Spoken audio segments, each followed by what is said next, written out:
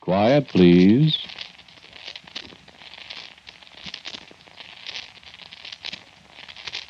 Quiet, please.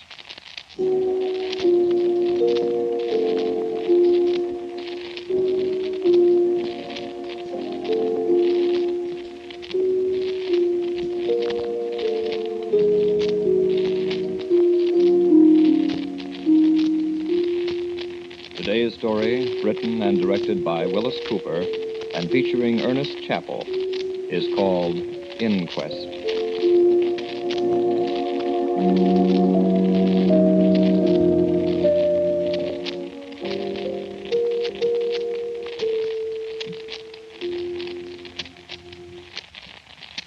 My name is William Ross, and I want to know why I'm here.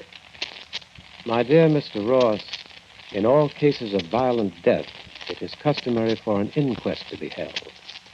Surely you know that, don't you? Well, who are those people? The jury, Mr. Ross. And if you're wondering, my office is that of coroner. Now, may we proceed, please? Well, now, wait a minute. I want to know what these people are wearing those funny clothes for. They look more like a masquerade than a coroner's jury. You are referring to the gentleman in kilts? Well, him and the others, too. Well, who is he? Will you identify yourself to Mr. Ross, please, sir? My name is Duncan. What's the idea of the Scotch outfit? Sir, I'm a Scot. These are my usual garments. Thank you, sir. You may be seated again. Mr. Ross, Well, I think it's a funny outfit to wear at a coroner's inquest. your garments may be quite as unusual to some of the members of the jury as theirs are to you, Mr. Ross. I must look pretty funny then. That is a matter of opinion, Mr. Ross. Shall we begin? I want counsel. That will not be necessary, sir. This is not a court of law, but an inquiring body whose function it is to determine the causes of death in the case. Well, you find it was justifiable homicide, brother. I'm telling you. We shall see. You were on bad terms with your sister and your brother-in-law, Mr. They were Ross? on bad terms with me. I see. This is a state of affairs that has existed for some time. Long enough. How long? Since before she married him. And they were married Just a few months. They've been married just a few months when this thing happened. when the murder took place. We call things by their right names here, Mr. Ross. Well, you haven't proved anything yet. We shall. You'll find it was self-defense. All in good time, Mr. Ross. Well, you'll see. Go ahead. Go ahead, ask me questions. Very well. You'll tell the truth, the whole truth. And nothing but the truth. Yeah, I know. Yeah, sure. I regret that it is impossible for us to call your sister and your brother-in-law as witnesses. So we shall have to depend upon your testimony completely. Sure, yeah. I know. But perhaps you can tell the jury something about the causes behind this ill feeling between you and your sister, Mr. Ross. I certainly can.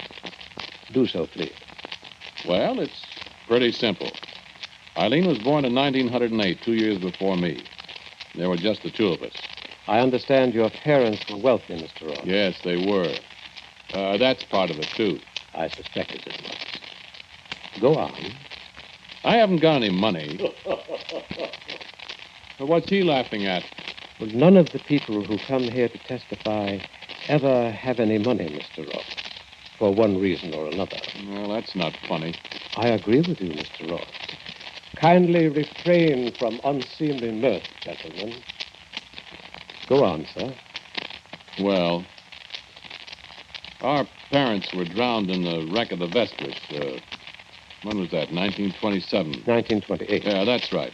28. They left everything to us. Quite a lot of money. Yes. But there was a catch to it. Address the jury, Mr. Ross. What? Well, I said there was a catch in it. We weren't to get all the money right away. We were both underage, you see. Eileen was 20 and I was 18. Will you speak up, please? All right. We got $5,000 a year at first, and we were to get the rest of our shares when we came of age. That was a considerable amount, Mr. Ross? It was. So I was supposed to wait 3 years. Eileen got hers the next year in 1929. I had to wait.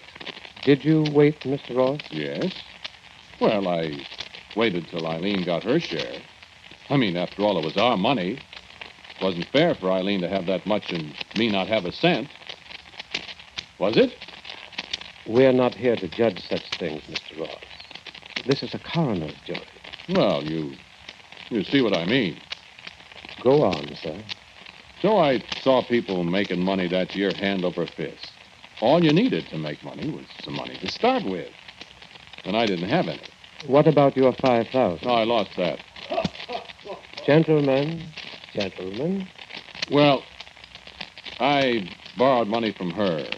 I mean, I didn't borrow it either. I showed her how I could make a lot more money for her by just investing her money. But I don't want any more money, William. I told her if I had my money, I'd put it into investments and double it or triple it.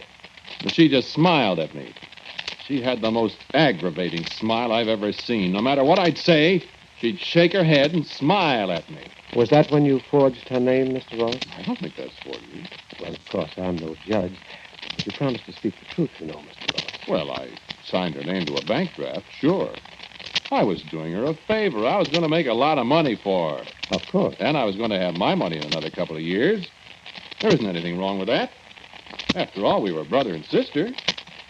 And it wasn't my fault the market crashed. Was it? Of course not, Mr. Ross. Well, of course it wasn't. Just for the record, Mr. Ross, how much did she lose? All her money. Well, not all of it right away. There was about $65,000 on the draft, you see, but when the market started to slip, there was margin that we had to get up, you see. I explained to her in words of one syllable how if we didn't put up margin, we'd lose everything we'd invested. Well, that's where the rest of it went. Of course, you couldn't put up your own money. How could I? It was tied up in government bonds and things like that for another year. I couldn't touch it. I explained that to her. And she was still unreasonable. Well, I should say she was. A thief. A despicable thief. Called me names. Get out of here and never come back. Tried to throw me out of her house. Not even a place to live. She changed her tune when I pointed out she didn't have a house to throw me out of, though. Oh, brother. Oh, was that a battle. That was when when her arm was broken? Well, how did I know she was going to fall down? I just gave her a little push, pushed her away from me. Women are so delicate. It's too bad, though, really, that her arm was permanently deformed. Yeah, it certainly was. But is that my fault? I offered not once but a dozen times to take her to a doctor and have the arm re-broken and set again. Could have been done very easy. Just re-break it and set it again. But what did she do? No, William, I like it this way. This way, it's a reminder. It keeps me from forgetting. It stopped hurting, William. It doesn't hurt at all. Tell us, Mr. Ross, you received your share of the estate, all right? Oh, sure. And you want to know something else? Just as soon as I got hold of my money, You didn't reimburse your sister. Oh, I did better than that. I took her in to live with me at my new house. I didn't charge her a cent. She didn't have any money to pay you, did she? No, but I let her be a kind of, a housekeeper, you see. I thought it'd make her feel better if she, sort of earned her keep. I have no doubt. And she had money whenever she wanted it, brother. She never had to ask me for a dime. Every week when I gave her the house money, there was always something extra for her. $5, $10, $20 sometimes. She had no kick coming. Well, then I take it you feel she had no real reason to harbor a grudge against you. I don't see why she should. But she did. Amazing. Well, I take that back. I guess she did have an excuse for a grudge. Mm-hmm. Yeah, I guess she did. You know, about Arthur. Arthur? The guy she married. Your brother-in-law? Yeah, that's right. Oh, that jerk. I didn't like him from the start. So naturally you did your best to prevent their marriage. Well, I was just thinking of her. What's your name? Why, I'm the coroner, Mr. Ross. Don't you remember? This is an inquest. Yes, but you must have a name. I can't just call you coroner, can I? Haven't you got a name? Oh, yes, I have a name, Mr. Ross. We'll get to that. In the meantime, the jury is waiting to hear the rest of your testimony. Oh, yes, the jury. I thought there were only supposed to be 6 people on a coroner's jury. There's more than 6 people over there. Oh, yes. Well, Besides those fellas in the masquerade costumes. Listen, coroner, what's the idea of all that? Looks awful phony to me. Well, I assure you it's anything but phony, Mr. Ross. You sure this is a coroner's jury? Not some gag you're rigging up to make me confess? Confess what, Mr. Well, Ross? Make me talk. You are talking, Mr. Ross. It's like a convention at a lunatic asylum. That Scotchman. Scotsman, Mr. Ross. Scotsman. And that fella there in the bathrobe. Well, they're the coroner's jury, Mr. Ross. I told you. I never heard of people dressing up like that just to be on a coroner's jury. This is your first experience with such a body, isn't it, Mr. Ross? It certainly is. Well, then we can forgive you for being unfamiliar with our procedure, sir. Now, shall we get on with our inquest? Well, this is on the up and up. I assure you it is, sir. You said you objected to your sister's marriage. I did? Why? For her own good. Here she was living in luxury. Luxury? What? Well, I'd call it luxury for somebody who didn't have a cent to her name, Mr. Coroner. She had a good home, her own room with a private bath even. She could use my car practically whenever she wanted to. She had good clothes. Where would she have been without me? I was thinking of that. I'll tell you where she'd have been. She'd have been in some charitable institution, or she'd have been scrubbing floors or something. Or she might have been... Well, let's not go into that. Yeah, that's right. And so this Arthur came along, and she falls for him. I love him. A guy I detested on sight. I love him. A guy with no more money than she had. I love him. I told her flatly I wouldn't take him into my house. We're not asking that, William. We'll be all right. Said she'd be all right. How could she be all right? What would they live on? You took my money and lost it, William. Wanted me to give her money. You stole my money. Called me a William. thief.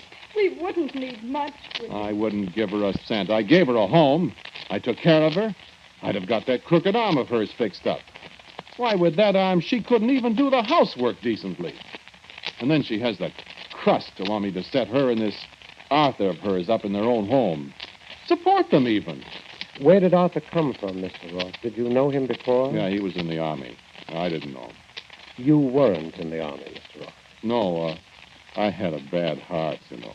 Yes, I know. I bought plenty of war bonds, though. Every week, $18.75, regular as clockwork. And this Arthur, he didn't buy war bonds. He was in the Army. Not that the Army wasn't all right, but some of the people they had in it. Isn't there something about taking all kinds of people to make a world, Mr. Ross? I suppose that applies to Army, too. Yeah, I suppose it does. But I don't want any part of that kind. What was your objection to him? Well, to begin with, he wanted to take my sister away from me. That was enough to set me against him.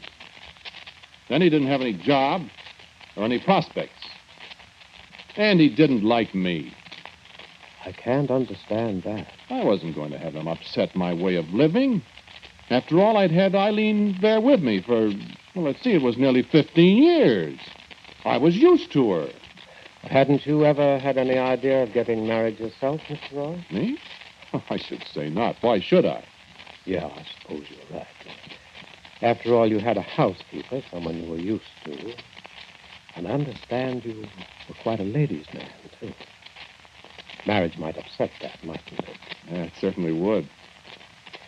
Well, now, Mr. Ross, we have the background for this unfortunate occurrence, haven't we? Shall we get down to details now, if you're ready? I'm all ready. Go ahead. Go on, ask me questions.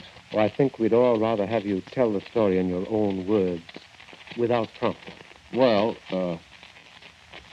say, listen. Yes, Mr. Ross. I didn't see all those other people before. What other people? I thought an inquest was a private thing. I didn't know you had an audience. Do I have to make a spectacle of myself in front of all those people? Which people, Mr. Ross? Those people back there behind your jury. And the shadow back there. There's millions of them, far as I can see. Who are they? Oh, those people. Yeah, who are they? The people listening to you on the radio. Radio. Are we on the radio? Didn't you know, Mr. Ross? Well, I certainly did not. Oh, that's too bad. Well, I never heard of a coroner's inquest like this. You said this is your first experience. Yes, but... We're wasting time, Mr. Ross. Well, what am I supposed to do? We want to hear your story. I've told it to you. Not all of it. Come, Mr. Ross. Listen. Come, Mr. Ross. Come where? Over here to this microphone. I won't do it. Oh, yes, but you will. I'm not going to talk to all those people. Yes, you are. Stand up, Mr. Ross. I've got my rights, you know. We are very considerate of your rights, sir. Just step this way. Now, if you please, Mr. Ross.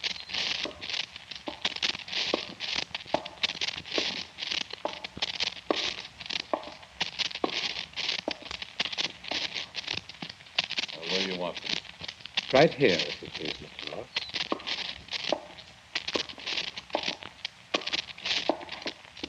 You can speak into this microphone so the audience will hear you clearly. I'm not going You're not to... so close to the microphone, Mr. Ross.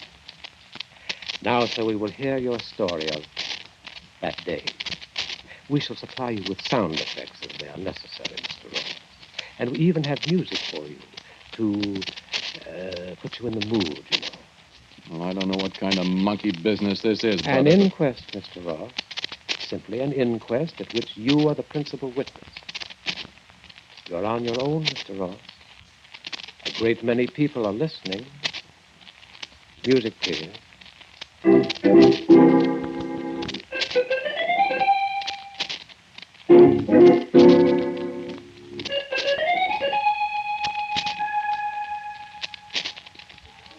Go ahead, Mr. Ross.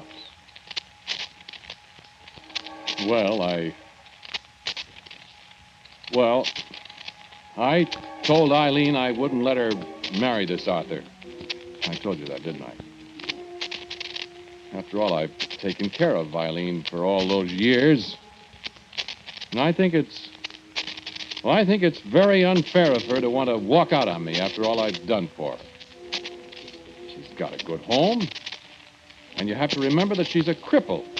With that crooked arm of hers, what could she do? What kind of wife would she make? And she's 39 years old now. That's too old to start in married life. And this fella Arthur he's nearly 10 years younger than she is. Not only that, but how is he going to make a living for her? Sure, he was a lieutenant colonel in the Air Force, and he got a lot of medals. He was a Japanese prisoner and all that.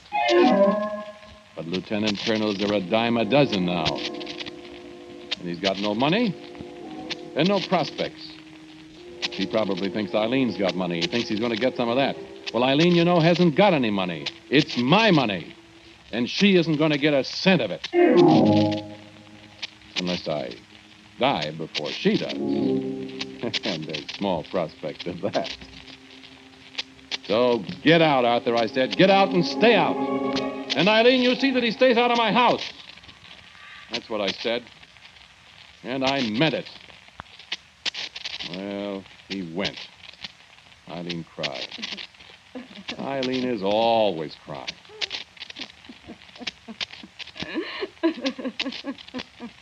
What's that?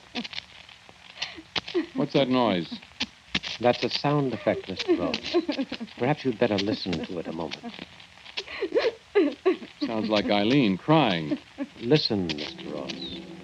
I won't give you up, Arthur. I won't. Can't be Eileen. You said that... A sound effect, Mr. Ross. Listen. Eileen, dear, don't, darling.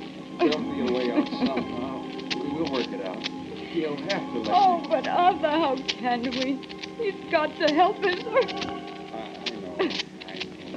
Isn't there some way we can talk to him into doing something? He can't do this to you. Darling, if he won't let me have some of the money he stole from me, how can we? Oh, I hate him. I hate him.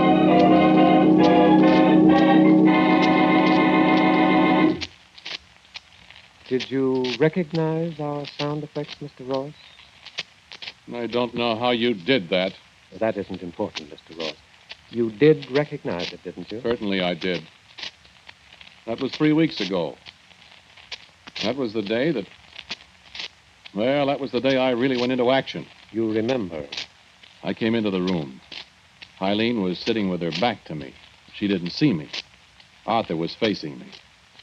Eileen didn't hear me come in the room, and of course he couldn't see me. And Perhaps you'd better explain to our radio audience why Arthur didn't see you, Mr. Ross, if he was facing you. Oh, sure. Didn't I say he was blind? I walked right up to them before he saw me. Hate me, I said, And she jumped up in front of me. I'll show you, I said, and I reached out for him. He got to his feet, and he was turning his head looking for me, but he couldn't see me. I grabbed him by the collar. I'll show you, I said, and she leaped at me. See those marks on my face? Her fingernails. And she kept screaming. Hate you, hate you, And hate he got an arm around her, and he tried to pull her away. Eileen, don't. And we struggled, and I started pushing him toward the door, and she grabbed up a heavy ashtray and struck at me with it. And you grabbed her arm? Well, I couldn't help it if it was her bad arm, could I? Of course not, Mr. Ross. And, of course, Arthur couldn't see you. How could he? He was making passes in the air trying to find me. And you knocked him down. And threw him out. Next time I'll kill you, I said. You shouldn't have said that, you know, Mr. Ross. I know. It could be used against you. Well, I had to protect myself. Well, all right. I figured I'd fix that. I got the doctor for Eileen. She wasn't hurt bad. She just fainted when her arm got twisted. And she wouldn't speak to me. Stayed in her room. That house was an inch deep in dust. Dishes weren't washed. No groceries. Wouldn't come out of her room. I was pretty sore. I've got a violent temper, you know. I don't brood about things. I do something about them. Well, I let her stay in her room. And then finally I got tired of it. I went upstairs one morning with blood in my eye. I hammered on her door. I said, "Open up that door, Eileen." There wasn't any answer. I hammered some more. She still didn't answer, and I said, "Eileen, open up that door. I'll break it down." I said, "I'll take the cost of fixing it out of your allowance, too." There still wasn't any answer, so I got back and I slammed my shoulder against it, and then that second time, the lock broke and I fell into the room. And she wasn't there. That's right. She wasn't there. But the note was. That's right. The note. She'd skipped out on me. She'd married that Arthur. That blind man. I thought I'd die right then and there. You didn't, though. No, but I thought I was going to. When I found she got into my safe, I'd forgotten she knew the combination. How much was missing? $15,000 in bonds. She stole it. How much did you get from her that other time? Well, that was different. This was stealing. I see. Well, I hunted high and low for her. I hired detectives, and they cost plenty, too. I didn't find her. I thought they'd be easy to find a blind man and a woman with a crooked arm, but they weren't. I used to lie awake nights thinking of what I'd do to them when I found them. You're making some very damaging statements, Mr. So Ross. I am. So what? We'll see whether it was justifiable homicide or what. Well, they came back. I was all alone. They knew I'd be alone. Was that the day, Mr. Ross? Yeah, that's right. They came in. Eileen still had her key. I didn't know they were there till she spoke from the doorway of the living room. We've come back with you. And he was with her, standing grinning behind her in the hall. Grinning, he thought, at me, at his new brother-in-law. His face was turned in the wrong direction. Blind men give me the creeps. She came in the room and she put out her hands to me and she smiled. Aren't you going to congratulate us? And with my you? head began to swim and the light in the room seemed to turn red and I staggered as I got up out of the chair and then she backed away from me and I heard him talking dimly. What's the matter, dear? William, what's the matter? The room began whirling around faster and I tried to speak, but I got kind of mumbled and Eileen yelled. William! And I reached for that fool Arthur's throat. Yes, I did. Listen to me. As I reached for his throat, I saw Eileen out of the corner of my eye, and she was picking up an old-fashioned dirk that was on the coffee table that used to belong to my grandfather. We used it for a paper knife. She was running at me, and I was trying to hold on to Arthur, and she stabbed at me, and I couldn't let go of him because he was struggling, and she cut my hand. Didn't I tell you it was self-defense? And she kept striking at me, and I grabbed the dirk out of her hand, and Arthur was kicking me, and I got the dirk, and I heard Eileen scream, and there was a great red flash in my mind, and... Well, that's all. So, that's the story, Mr. Coroner. Next thing I remember is sitting in that chair over there with your jury and your radio audience staring at me. So, go on, let's hear your verdict. Go on, let's hear it from your masquerade party jury. Go on! Very well, Mr. Ross. Your Majesty, Majesty, what's this? King Duncan of Scotland is foreman of our jury, Mr. Ross. There isn't any King If Duncan. you will please to remember, Mr. Ross, Duncan of Scotland was foully murdered by a certain Macbeth many the long year ago. Yes, Mr. Ross. And the gentleman in what you term the bathrobe died at the hand of a friend named Brutus. Aye, and the gentleman in the red cap was done to death by a snip of a girl named Charlotte Corday in 1794. What are you talking about, you... Yes, Mr. Ross, these gentlemen are your peers. All murder victims at one time or another. What kind of a masquerade? I assure you, this is no masquerade, Mr. Ross. Just one thing. Your sister and your brother-in-law did not die. Well, then, what's all this about? Your Majesty, the verdict, if you please. Guilty of murder, Mr. Coroner. Murder? But you said they didn't die. No, Mr. Ross. They didn't. But you did. Your heart, remember? And now I think you are my property, sir.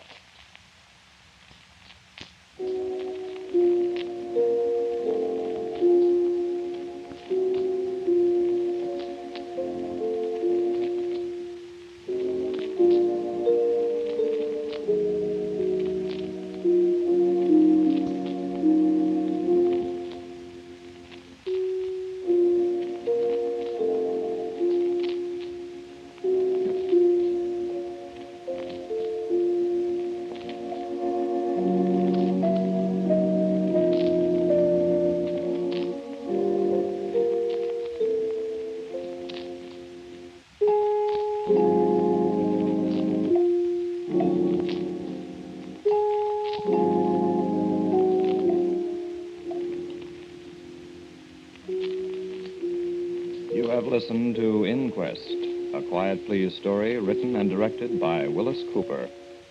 The man who spoke to you was Ernest Chappell. And James Van Dyke played the coroner. King Malcolm was Pat O'Malley.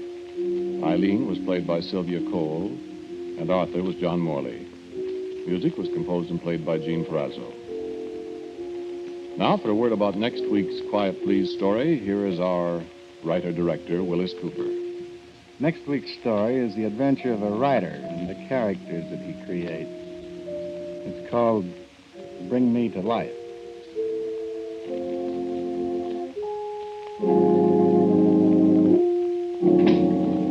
And so, until next week, I am quietly yours, Ernest Chappell. This program came to you from New York. This is the Mutual Broadcasting System.